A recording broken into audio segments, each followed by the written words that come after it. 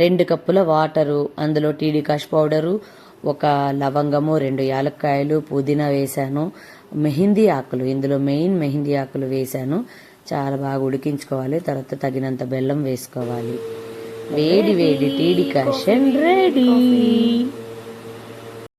ఇదిగో ఇప్పటి వరకు ప్రాసెస్ చేసిన డికాషన్ చాలా మంచిది హెల్త్కి. నేనైతే అప్పుడప్పుడు తాగుతుంటా. ఎలర్జీస్, డస్ట్ ఎలర్జీ ఇలాంటివి ఏమైనా కాఫ్ ఉన్న వాళ్ళకి చాలా బాగుంటుంది.